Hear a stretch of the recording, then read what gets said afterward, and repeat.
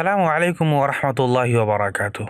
क्या फरमाते हैं उलमाए दीन शरअ मतीन इस मसला के बारे में कि शादी की पहली रात, जिसे हम सुहाग रात भी कहते हैं, उस दिन अगर बीवी हालत हैज़ में हो तो शोहर क्या करे, और क्या ज़माना हैज़ में अक़्द शरई यानी निकाह हो सकता है या नहीं। नाज़रीन गिरामी, क़ब्ल इसके कि मैं आपको कुरान और हदीस की रोशनी में जवाब दूँ, आपसे एक छोटी सी दरख्वास्त है कि वीडियो को लाइक कर दीजिए, और अगर अभी तक आपने हमारे चैनल को सब्सक्राइब नहीं किए हैं तो प्लीज़ चैनल को सब्सक्राइब करके बेल आइकन पर ज़रूर क्लिक करके रखें, ताकि हर नए आने वाले शरई मसाइल की वीडियो से आप बाखबर रह सकें।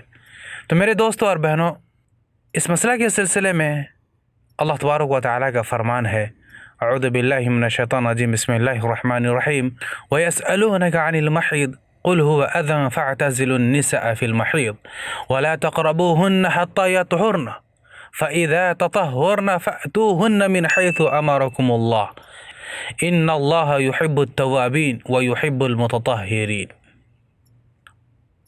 तर्जुमा इसका ये है कि और आपसे हैद यानी अय्याम माहवारी की निस्बत सवाल करते हैं, आप फरमा दें वह निजासत है, सो तुम हैज़ के दिनों में औरतों से किनारा कश रहा करो।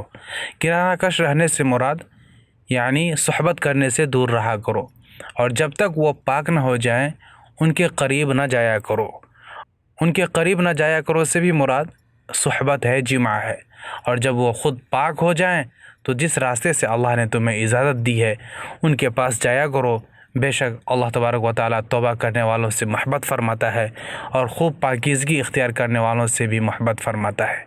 नाज़रीन गिरामी, पता ये चला कि ज़माना हैज़ में निकाह तो मुनाक़िद हो जाता है, लेकिन चूँकि ऐसी हालत में शोहर के लिए जिमा जायज़ नहीं है, इसलिए अय्याम हैज़ में रुख़्सती करना एहतियात के ख़िलाफ़ है।